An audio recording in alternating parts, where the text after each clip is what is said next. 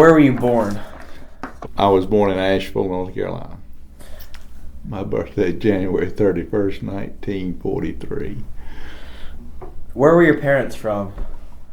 Well, my mother was from Henderson County, which is right over south of Asheville, where Hendersonville is, and my father is from Germany. Grew up in Germany. I'm first generation. Do you know what part of Germany or just Germany? Kiel, northern Germany, on the east side of Denmark Peninsula. Did he tell you any stories from his childhood? Lots. Can you remember one? Well, he was very much affected in his youth by World War One, and he was born in 1909. So he was about 5 or 6 years old. They sent all the kids off to the country, so he was in the urban kids, separated from his family. And I don't know whether his sister went with him or not, but anyway, he had a very big impact on his life because he was there about 2 years, or being a farmer and starting grade, first, second, or third grade. Just early school years, and he would talk about that a lot, among other things, about Germany, how poor things were, and how it was just hard to believe that. I wish I'd asked more questions of him when I was, but that's neither here nor there. Where did you live as a child? Did you live in Asheville? I lived in practically downtown Asheville. If anybody goes to Asheville, they know where Vance Monument is, and First Baptist Church, and that was just a few blocks away from that in that part of town. It was practically in downtown. It was on the small. A lot of houses were just. Of course, this was in the 40s and 50s, and Asheville was quite different then. But a lot of houses pretty close to the downtown area, and we rented a house within easy walking distance of downtown.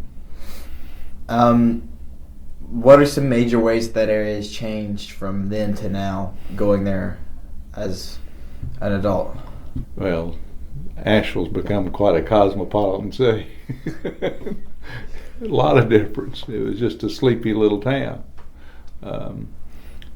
Thomas Wolfe was probably the most famous person from Asheville, and I'd walk by his house, his mother's house, going to the movie or whatever. In those days, I was in the second grade or third grade or something like that. But I'd go with friends to the movie uptown, the Paramount Theater, or Imperial or anything. But Paramount had their serials on Saturday morning. And anybody that's my age will know what that. Where did you go to elementary school? Claxton Elementary School. Was that close? Well, actually, several. We were in the restaurant. My father was in the restaurant business. And Asheville was a tourist town. And in the winter, when everybody went back to Florida, we would go to Florida. I remember starting first grade at Claxton Elementary School in about November or October, maybe. When business was gone, we went to Florida. So you lived in Florida part of the time? 3 or 4 months until about March. Then we come home. So would you stay in the same place in Florida, or would you? Well, we had a sort of like a Airstream, but it wasn't an Airstream trailer that we lived in, and that was. I don't remember it being terribly burdensome, but it was small. I couldn't tell you anything more than that. But as a matter of fact, in the second grade, preschool, before I went to school, we went to Florida last time we went to Florida was when I was in the first grade. In the second grade, we went to California to move to California. And I spent the latter half in the second grade and all of the third grade in California, in Los Angeles. Now that was a real major city. That was a big difference. I remember that. I got my first bicycle there from a secondhand store. We didn't have secondhand stores in Asheville. But I'd walk to school and I saw a bicycle, and it was a Schwinn bicycle used, and I loved the bicycle. And that's what I wanted for my birthday. And lo and behold, I got it for my birthday. That was a surprise. That was, as I said, my second grade. I guess, that's second grade. And that's when that happened. Interesting. I remember things. We had dogs. We could tell you, we had lots of dogs throughout but Blackie and Spot went with us to California. Why did you move to California? Because California was the place to be. Hollywood Drive and all that. Yeah, it was. It was very different, and it was nice weather all year long. I remember that. So did you end up moving back to Asheville? Yes. My father, one of the places that he worked in Asheville was at the Sky Club, and Gus Adler died, and Emma could not run the Sky Club. It's a nightclub on the top of the mountain overlooking the Asheville.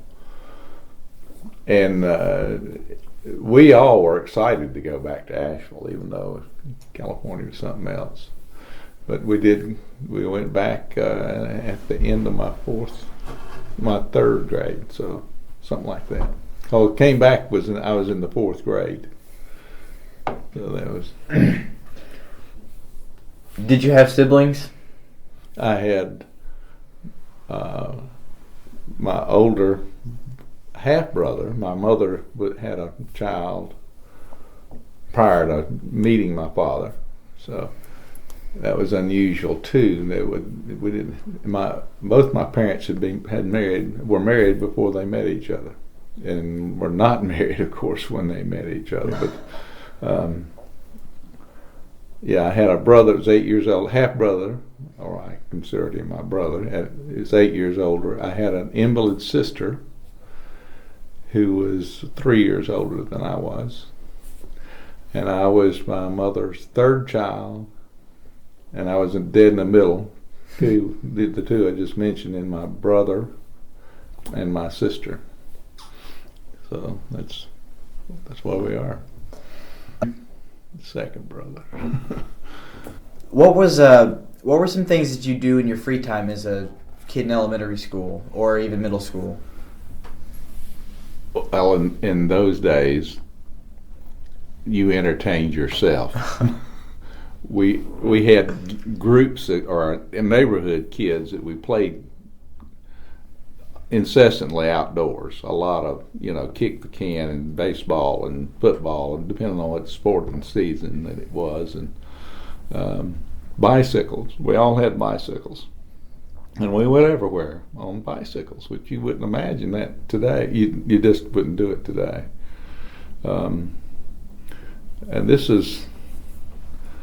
I had a lot of those friends I keep up with even today. We occasionally have some contact, but it's a lot different today. Your neighborhood kids and friends were important. Just the way it was. It's, the way it is now is you don't go out. We spent most of our time out of our yard. But anyway, you could do that safely in those days. Did you play any sports as a kid? Well, like what do you team mean, sports, like organized? When I was in junior high, I started. I had rheumatic fever in the fifth grade. Sorry, turned 11 while I had rheumatic fever, so I was not allowed to participate in sports. Although we all were good at, we thought we were good at sports. So I was the manager for the basketball team and the football team in junior high. That's what they used to be. From 7th, 8th, and 9th grade was junior high. Then we went to high school. Yeah, I was very active in sports, even though I couldn't actually participate because of my rheumatic fever. I was the manager of the basketball team, football team. I just went to baseball games. I didn't play baseball.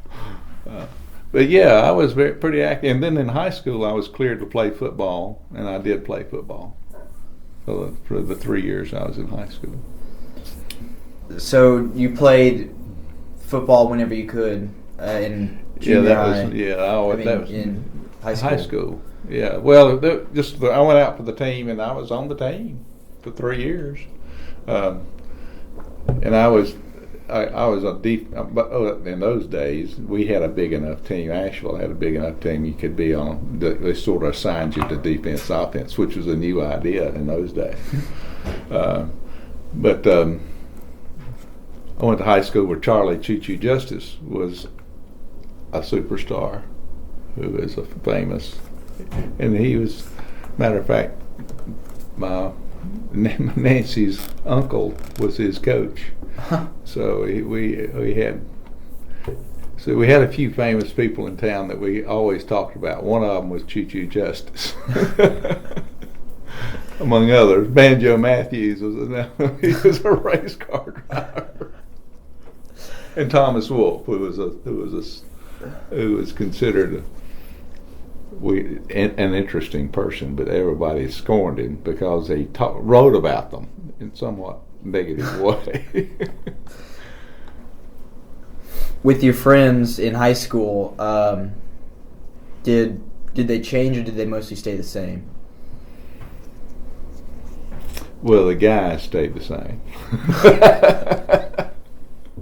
I had several girlfriends in high school. That was.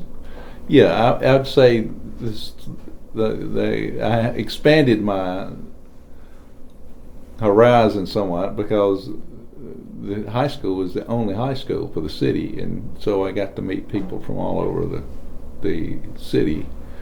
One of the advantage of being at high school, you get to meet the West Asheville girls, where your grandmother is from. But I didn't know her then. Okay. What did you want to be in high school? Did you think that you were going to be what you ended up choosing as your profession? Or did you think you wanted to do something else? Well, I didn't know hardly. I didn't think I'd ever be a dentist. I wouldn't, but I did maybe think I'd be in medicine or something, or be a physician, doctor. I was just good at math and science, and that was at the time Sputnik went up in '57. I was in the 8th grade, and there became a big national emphasis because we were behind. That was bad to be behind the Russians. We were behind.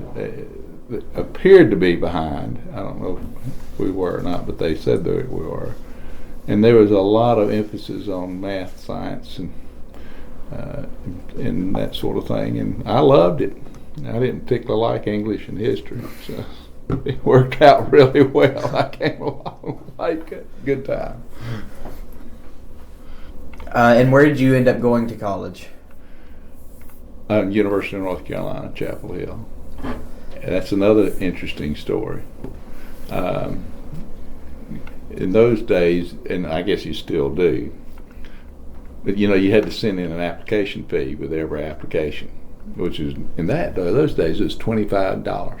I don't know what it is now, but it's a lot more than $25. And it was expensive, so I turned in my application probably January or something after Christmas, or got it together and submitted it during the Christmas break. And I had 2 or 3 other applications, but I wouldn't send them in because I didn't want to send the $25. And I waited patiently. In about March, I knew I had several colleges, and the only big university I applied to was University of North Carolina, and I'd only been there about 3 or 4 times to go to football games. Maybe, yeah, I'd say that's about right. But we certainly followed Carolina basketball and football, and of course Choo Choo Justice went there. Charlie Choo Choo Justice, and he did, say.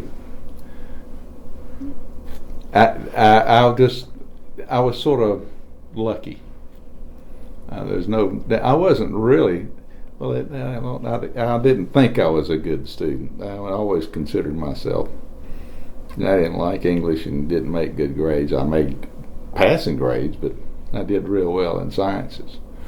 And when I applied, I didn't think I could get in Carolina. So I was going to go to Mars Hill or Western Carolina, where your mother went. But anyway, I got in, and the rest is history. I went. So did you go straight into taking dentistry courses, or did you start out taking other courses? Oh no! Well, I did the regular 4 years of college, 5 years. I would. That's a long story too, but I enjoyed my college years. I mean, first semester I was there, I thought I knew all of it. I didn't have to. I already studied this. I already had this. Yeah, but I had about 3 Fs at the end of the first semester, or the midterm report anyway, and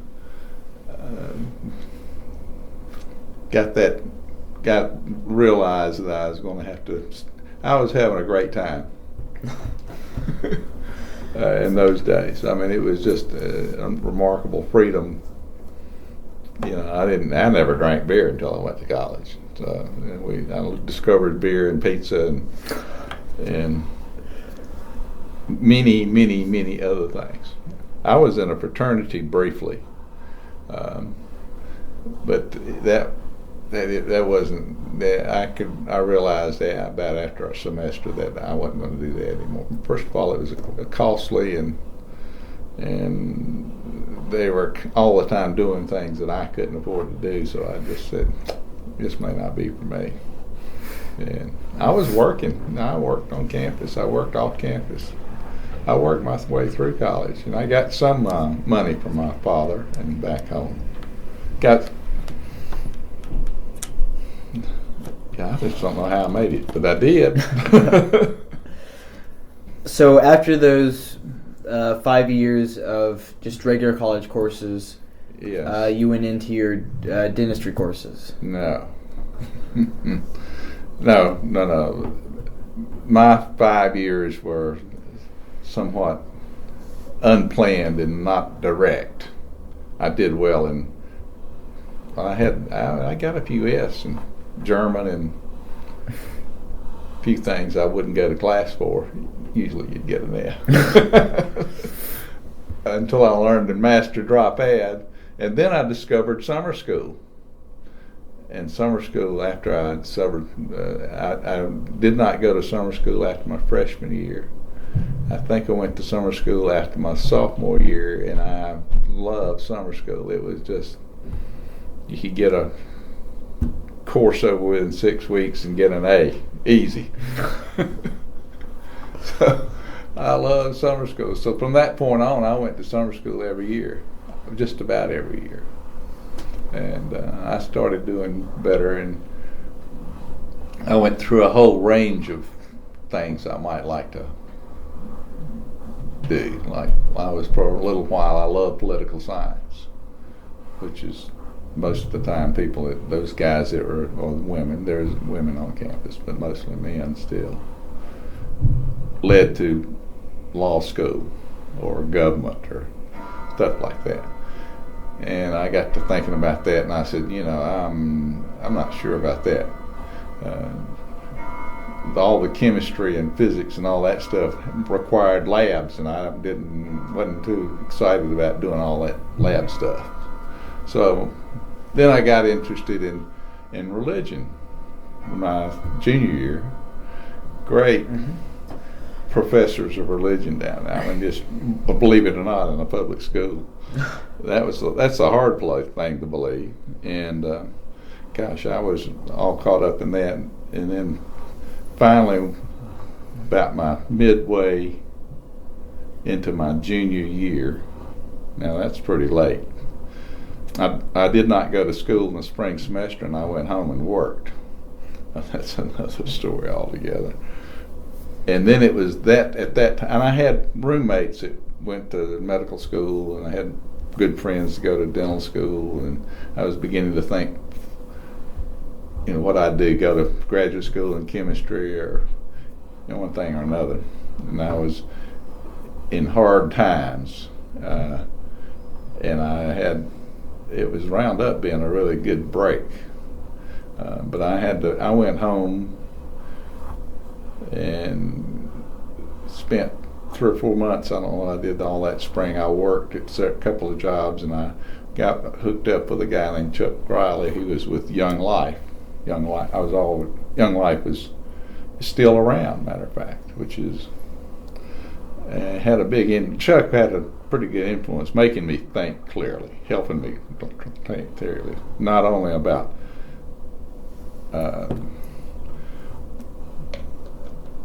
what I really believed. He wasn't pushy. He didn't have. It was about. He was a Christian life. This is a Christian experience. This is a Christian crusade type thing, and it's still around. Let's say. And anyway, Chuck and I like Chuck, and I'd go over there and I'd work with him. And I was a college kid working with high school kids, so it's sort of neat in that respect. But then also as I had an opportunity to really begin to put my priorities together. I was already. I wasn't needing to be converted to something. Church was a big part of my high school years. Going to youth groups, and all my girlfriends were Presbyterians. Most all of them. But and I went between two big churches. But the first Presbyterian was uptown Asheville, and because depending on which youth group was doing what at that time, that's sort of a strange way to look at it. But that's what happened, and I was dating my first. Anyway, the social life was important. So after that, you decided that you wanted to become. No, I really was pre-med. I was. Okay. I told you I was thinking about religion major. I was thinking about a political science major.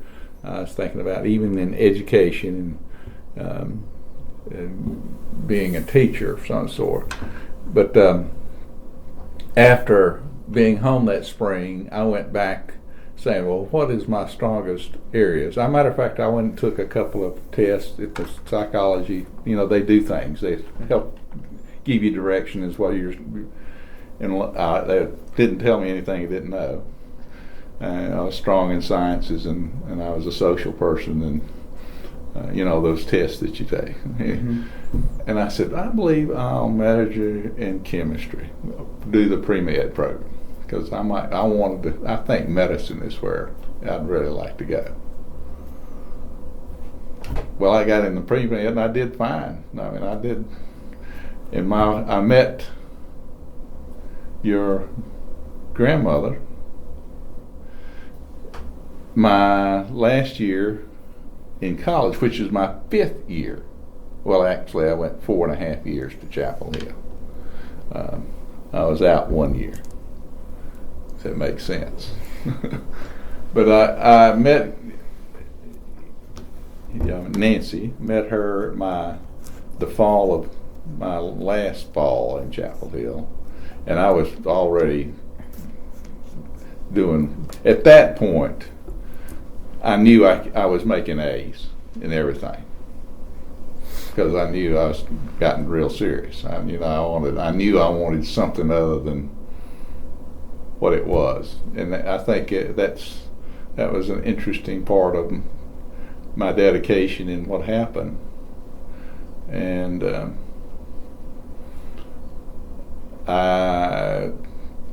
toward the end of that year, I had applied to early admittance to medical school, and they told me to go, finish up my year, and consider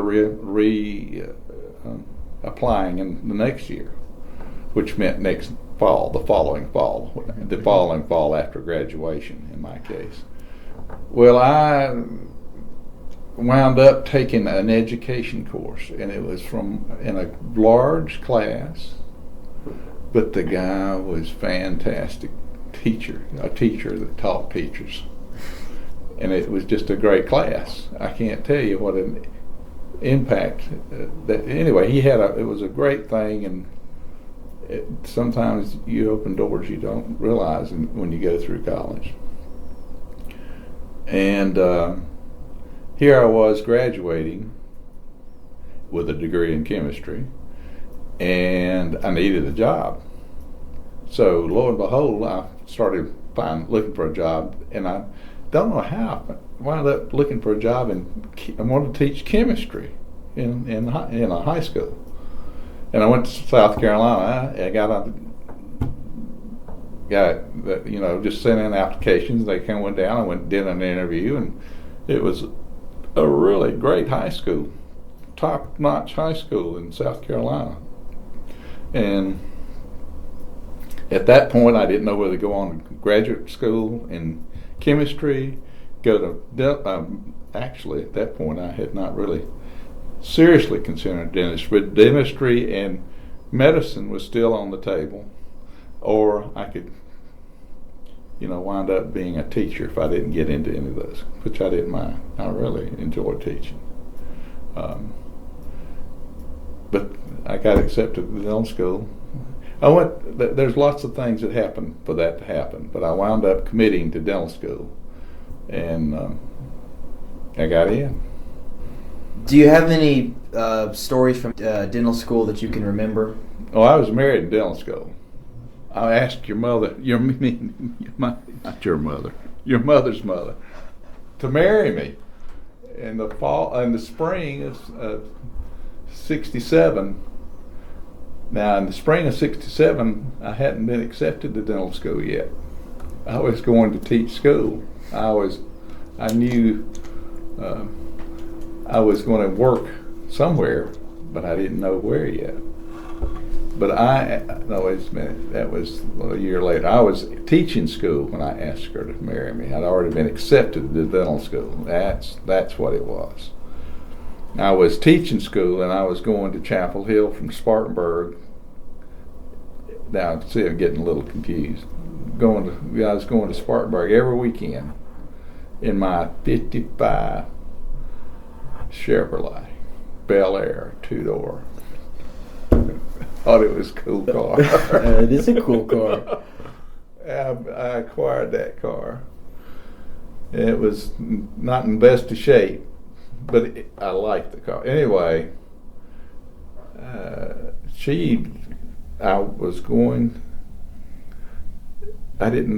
had already been accepted to dental school when I asked her to marry me, so I wasn't a dud at that point.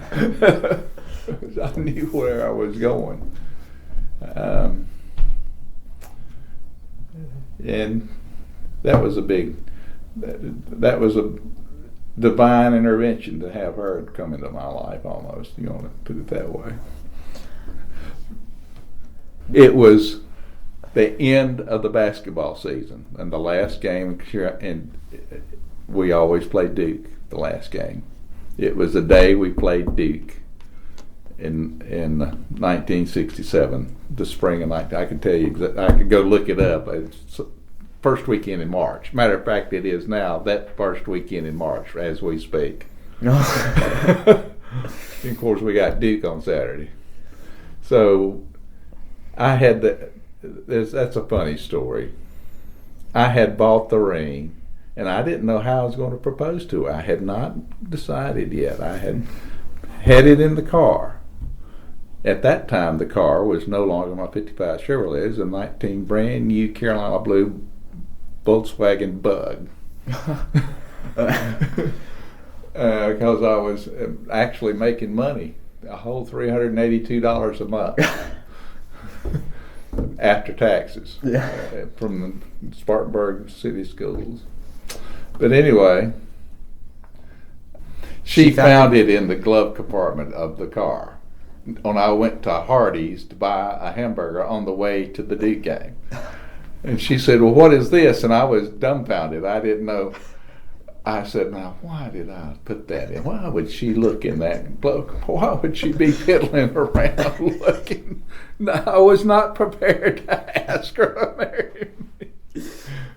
So that was how it happened. I wasn't. That was it. She can tell you the story. So, what were some things that you did like about going to dental school? Oh, that was a very exciting time for me. I'll tell you about the first day of dental school. In those days, we had quarter system. That was the only the dental school had quarter system. The university had semester system. That is, you had 4 quarters a year, and they told you how much you needed for the first year, how much money you needed for tuition and supplies and all that. Dental school was really expensive for me. I mean, since I didn't have any real money, and I had been given a scholarship or several scholarships. Well, I wound up getting lots of scholarships in order to pay for my stuff. But I went in the first day, met we were 55 guys in the class, met the other 44 guys. I may have known 1 or 2 of them. And we'd spend the next 4 years together, taking the same curriculum. So we got to know each other pretty well. But went in there and they told us all this stuff, that blackboards all the way around the room, and they had each thing labeled and told you what you needed money for this, then this, and this. And I totaled it up, and it was, I didn't come close to having that much money. So I immediately mentioned it to somebody. They said, "Well, you probably might go up to the student aid office and they might help you." And of course, just because I was in dental school and was doing okay, everybody that applied got money that needed it. And I was in the majority. Most of us had to borrow money because it was expensive. Now, today it sounds, if I told you how much it would sound like, "Oh, that's not expensive." But compared to what it was expensive. It was the biggest challenge I ever had, and I couldn't get any help from my parents. I mean, they kept, my dad, even after I got married, would send me a little bit every week, $15 a week, and that paid for my car payment. Actually, for my little not pink, Carolina blue Volkswagen. But we were strapped. Nancy worked. She graduated from education department. She taught school. And so we got married in 1967, the same spring that she found that ring at the Duke game, which we celebrate that this week. Think about it. That 67, I got married. I went to dental school. Bought a new car. I mean, it's a brand new car off the showroom floor, which is just incredible. The people you just You couldn't do that today. But it was, a car then was about $2,000. Mm-hmm. Really nice Bug. It was just a great car. So it was a big year, and then we went off to Chapel Hill. We got an apartment. Our first apartment was a little garage apartment on Pure 4th Street in Chapel Hill. And the second year of dental school, we found out Anna would be coming. Your Aunt Anna we found out that she'd be coming in July between my sophomore and junior year. And then I realized I was going to have to get another. I didn't really work while I was in the first 2 years. I said, I'm going to have to work. She was teaching school. So she was putting me through school. And I got a job in the blood bank at the hospital. I was a blood bank technician. They trained me, went through a month-long course, and I learned how to do that, draw blood and cross-match it and all that. So I was a blood bank technician. I worked my last 2 years through school. So you had your first kid while you were still in school? Anna, yes, was born in the summer, and between my second and third year. And then we graduated, came to Lenore.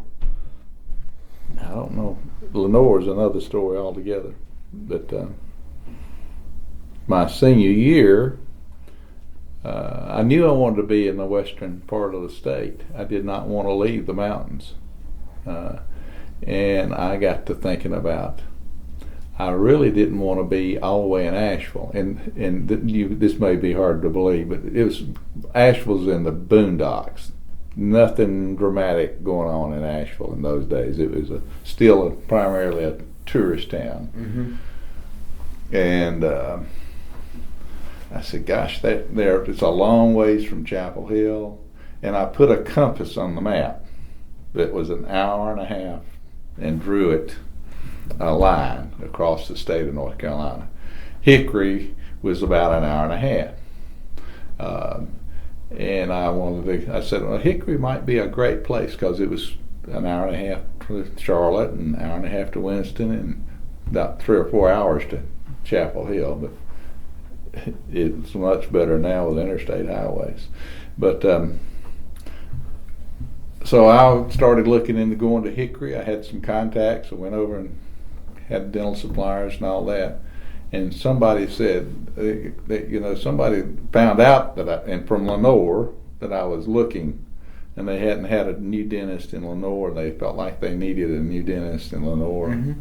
Hadn't been anybody really new in 18 years. Oh, that's a while. And there were sons that went into their father's practice that took over. I'm saying that wasn't a new practice. Mm-hmm. And I was introduced to Lenore. I thought Lenore was sort of a suburb of Lenore-Rhine, or right at Lenore-Rhine. Nancy went to Lenore-Rhine for 2 years. So I knew about Lenore-Rhine. She knew about Lenore. She knew where Lenore was. But I didn't know Lenore. I'd never been to Lenore. But on January 6th, my senior year, it was a rainy, gloomy, misty, terrible weather day. No snow, just cold and rainy.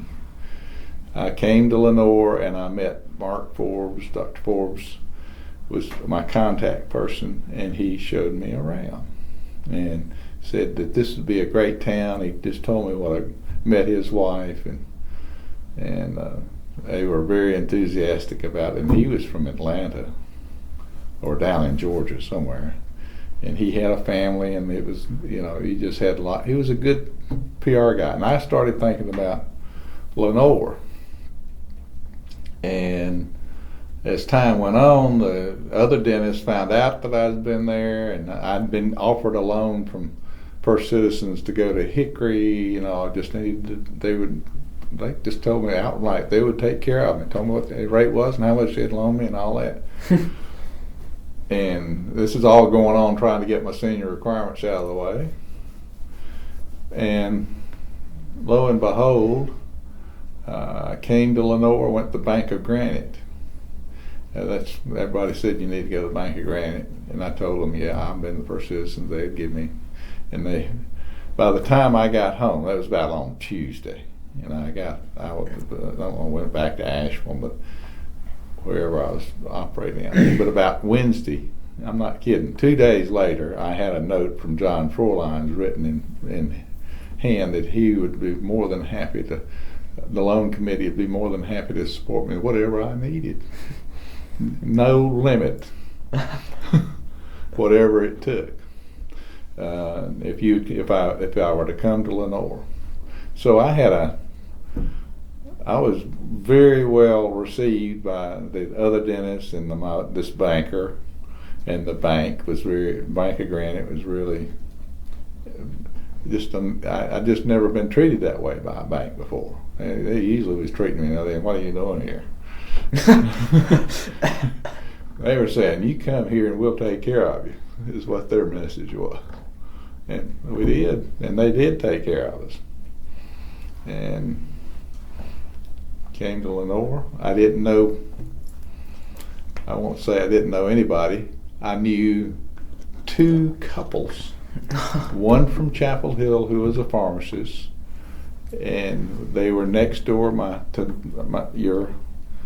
sister Dottie and her husband. They lived in Chapel Hill, and Tad was born in Chapel Hill, Mm-hmm. And they lived next door to Mark and Kathy Manship. He was a pharmacist that came to Lenore. I knew Mark, and I knew Worth Oslager, Skeeter we used to call him. He was on the basketball team. He was with me in junior high and high school. I was the manager of the team. It's a long story. But I knew Skeeter, and I called him up, Worth. They know him as Worth here.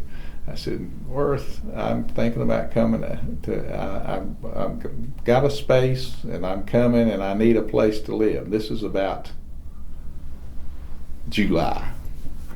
Maybe it was the end of June, July. And he said, well, I'm building a house, and I'm moving August 1st to my new house. Mm-hmm. And he says, it's a nice house, I'm renting it, it'll be perfect for you. And I'd been up here looking around. Mm-hmm. I said, Worth, that sounds great. Went over and looked at it and said, we'll take it.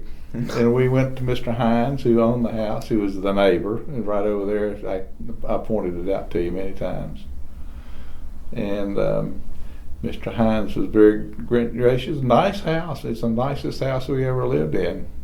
From right the first year, and we lived there about 2 years. And then we went over to, we bought a house. We lived there about 2 years before we bought the big house, the one that the girls, your Aunt Anna and your mother lived in. That was the big house. We lived there 18 years before we moved where we are now. So that was your first house? It was our first. No, it was actually our second house. We'd bought a house over on the other side of town. And we were there about a year and a half, 2 years before we bought this one. Nancy wanted a more traditional house, and she loved that neighborhood, which is, got mm-hmm. friends over there, that neighborhood. She wanted to be in that neighborhood. So the house became available, and we looked at it, and we knew Jenny, and we knew the occupants of the house. They went to church with us, and we made an offer when we were on the way to Florida. I was going to a course in Florida, did continuing education course, and I called Mr. Triplett up and said I'll give them X dollars for it. And when we came back, he said, yeah, they accepted your offer at your house.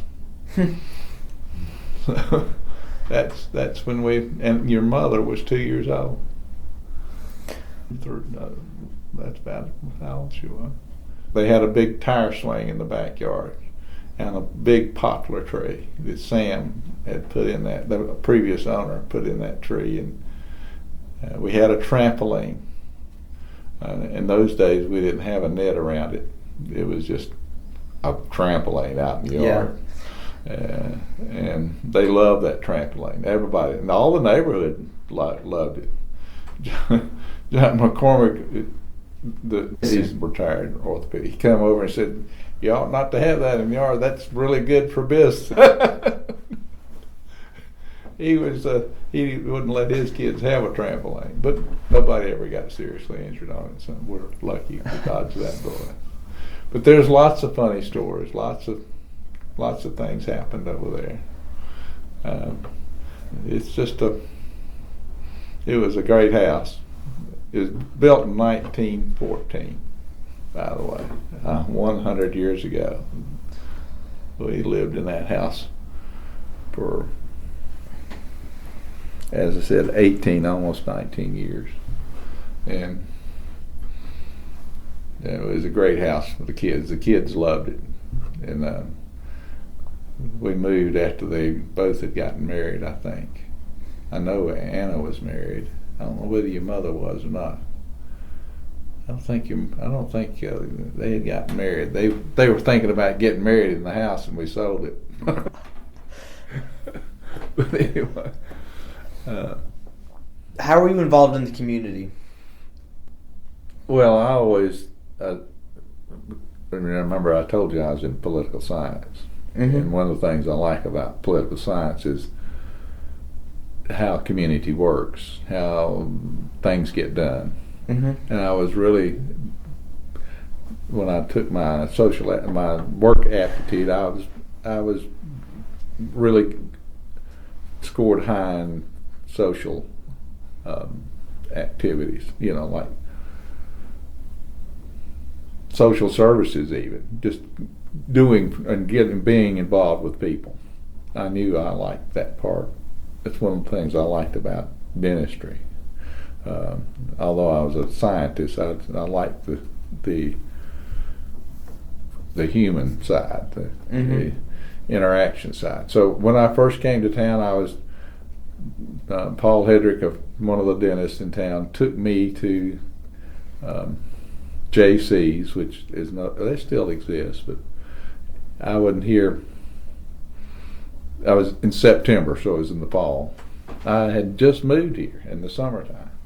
And he invited me and took me, and I got to meet a lot of those people I knew then are still active in the community today, those that are still alive. Mm-hmm. And I learned a lot from JC's. I love JC's. I love the guys and those wives, their wives, and we're still friends. Mm-hmm.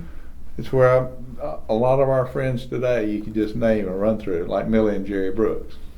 I met Jerry there, and I think at the time he was president of JC's. And it was just a lot of young professional men that we had a great time. And it was a very positive experience to be part of JC's, and it really got me involved with Lenore and the community. And later on, I served as I wound up running for county commissioner and won. Got to be careful about things like that. I served one term, and I said, "No, this is not exactly the way I want to serve the community." And that was sort of a culmination of my interest in political science too. But I'm still involved with the community, have been, and still think that that's the way good citizenship requires: being involved in the community, taking care of those things that need to be taken care of. So, are there any other committees or things that you or your wife were involved in the county? Well, I could go through a long list. JC's was one. I was in Rotary, a new chartered Rotary, not the Lenore Rotary, for 10 years. Did that. I was on the Board of Health for 13 years or something like that. I, of course, served one term as county commissioner. I did Scouts. I got involved with Scouts, and it's sort of a roundabout, illogical way, but it's a thing that scouting program. I was a little bit. I went to Scouts a little when I was in fourth and fifth grade, maybe sixth grade. But I didn't really advance. I had a cousin that was in that troop, and I just never got into the scouting personally. But when I found out what scouting was doing and how it really, how it does develop young boys into very responsible men, and I just really liked that part of the program. And all the people I knew.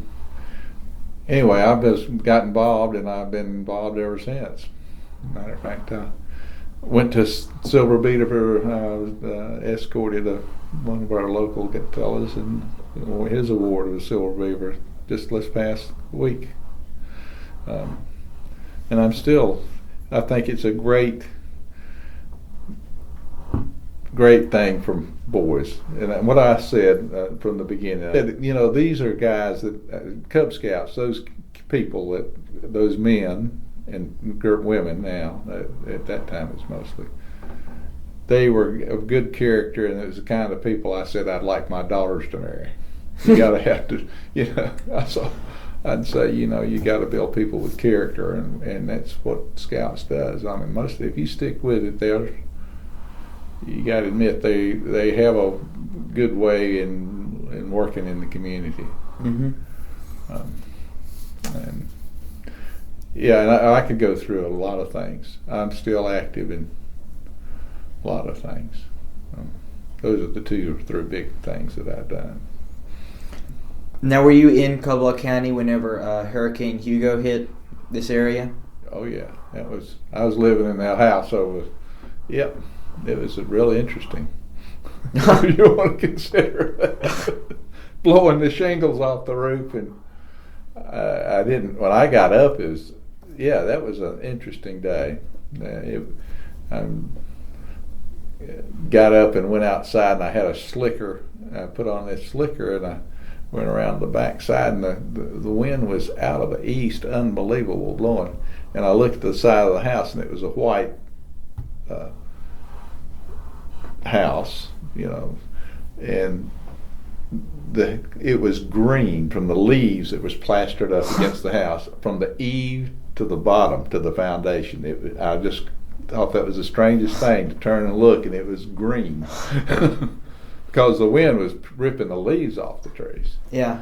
It was in September when they hadn't turned yet, and I walked around the house. I was soaked. Went back inside. And I thought the storm had already passed. It was just hitting. And I went up into the attic, and I said, my goodness, there's leaks. The shingles were being blown off the house. And it was beginning to leak, so I scrambled around and got some pans and collected the water that was leaking, and I looked out the dormers, and I saw one of the trees in the front yard really blowing, and then it snapped. The top of the tree broke out, and I watched it come down, and I said, wow. It was about eye level. Mm-hmm. I was up 30 feet above that tree. It was below us a little bit. And I said, my goodness, things are ripping out there. And I went downstairs and was struggling with making sure the house was not going to get blown away. Yeah, it was an exciting day, more excitement than I could bargain for. But the power was out. It was a big day. How long was the power out after it? A couple of days. I mean, our house never went out. That's a strange. Electricity comes in 3-phase, a 3-phase power. Mm-hmm. All the houses around us were out. You only need 2 phases to have electricity, and we had 2-phase. We had electricity. But my neighbors on both sides did not. They had the 2 phases that were not connected or something. I don't know how the 3 phases work. Mm-hmm. But we didn't lose power. It flickered, but we didn't lose power. So we were, you know, it was. Should have really realized that at that point that, of course, there was trees down in our yard and everything else. We were struggling to get that cleaned up. But I didn't realize until maybe 2 days later that some of our neighbors really didn't have hot water and didn't have, you know, they were struggling with things. And I wish I'd done something. They could have come over and had showers at our house or something. But we did, after about 2 or 3 days, we did get our power back in our neighborhood. But it was a scary day. It was 7 o'clock in the morning, by the way. So it was pretty early. It was early in the morning, and it went on for about an hour. By 8 or 9, about 10 o'clock, it was calm. And I walked uptown and bought a chainsaw because we had limbs and trees down in the yard. And I walked. You walked the day of the hurricane? Yeah, well, it was gone by 10 o'clock. I walked up to Bernhardt Siegel's and bought a chainsaw, came back and cut up some of the stuff that was in the yard. And then somebody came along and said could he help us? And he said he'd keep it, if he could have the firewood, he'd take it. And I said, you can have it. So he cut it and hauled it off for me. I may have paid him a little something, but mostly he wanted the firewood. It was huge. I mean, just trees and limbs and stuff everywhere. It was bad. But anyway, yeah, that was an interesting day. What are some hobbies that you've developed over your life that you still enjoy doing? Well, golf, today? Of course. That's, as you know. Skied. I took up skiing. Your mother and I, first year we were here, I wanted to learn to ski, so we took a course at Appalachian on, weeknights you'd go up there. And I learned to ski there, and then we started skiing at Beach and Sugar, and that was, and of course we did other things. We were in a dance club in those days. That was a lot of fun. Mostly the same people I was telling you about was in JC's, young people, and we did learn to do all these dances, and it was fun. But there was Lenore was a great community. I mean, after a while, everybody knew who you were. If you didn't know what you were doing that day, you can just stop somebody and ask them; they'll tell you. but that's true. That's just a thing you are. But that's true. It was just you kept up with each other. It's not that much that way. It doesn't seem to be that way anymore. It may be for that younger age group, but we're in our 70s now, or late. Nancy's not 70, but I am. And that's, your interest, you're pretty, you're just trying to get through the days, and you're not looking for something else to keep you entertained. You got more to do than you can get done. So you opened your practice here, and you did. How did you initially do? Well, I went there, and when at that time, Thrift Shopping Center had empty space. It had never been occupied. And I chose a small place where I could put in 2 chairs. I knew what I sort of wanted and laid it out, and the Thompson Dental Company laid it out. So it was a small office, and I was in that space for about 8 years. And then I switched. When the space next door to me became available, I made plans to take it. It was the very next space was double my size. And I found out that the person that was all the way at the end of the hall wanted to leave, which is another 15 feet, who was an insurance agent. So I took everything on that side. So in the 80s, 81, 80, 81, somewhere around there, I expanded that office in the same location. I never left. I was in the same location, and it's still there until I sold it. 41 years I was there. But I'm still there. Except it. And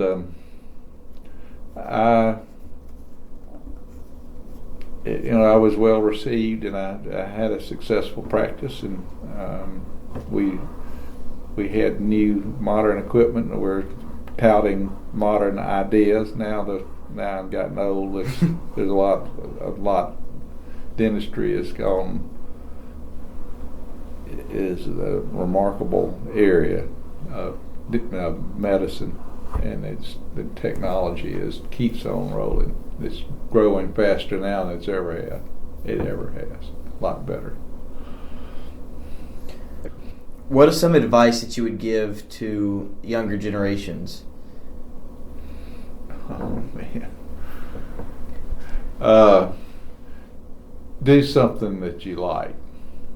And like I said, if you got strength in writing or strength in performing, let's say art or sports, or if you have real talent, don't give it up because there's no money in it, or you'd be surprised if you get. That isn't a reason to make decisions for whatever you want to do. You do what that you have an inner peace with. Of course, that may get into the more. I think we all have. Everyone needs a strong personal value system.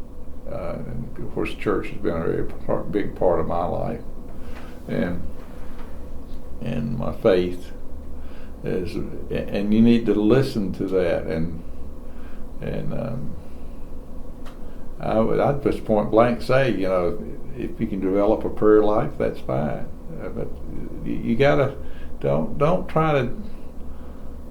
That's not a good way. Look for something that you like to do, and you can know. As I said, I explored a lot of things before I settled on dentistry, and I just say that's I'm not the only one. Some people wind up doing things that you'd never think about, and they do very well because it fits their personality, what they like. Some people that really can express themselves real well on paper, can write, or even wind up in careers because it appeals to their whatever they want to do, and just listen to it. It's an inner thing. And at this point in time, I wouldn't limit yourself to just one in high school. Let's put it that way. You got college to go through. There are so many things out there and things are happening. Just be open to them. You'll be surprised. And do what you like. You don't have to worry about. Do what you're called to do. You'll figure it out. It'll come to you. That's a good answer. I don't know what that answer. It's sort of a mealy mouth. I mean, it's not a real answer. It's just a general term. If you could travel anywhere around the world, where would you travel? At this point in my time in life? At this point in your life. I'd go to Germany and sort of see if I could track down some of my ancestors on the German side. That would be one of the things. There's lots of places I'd love to travel. I've been to Italy, but Italy would be it's the birth of culture. Italy, France, Europe, as we know it, the Renaissance.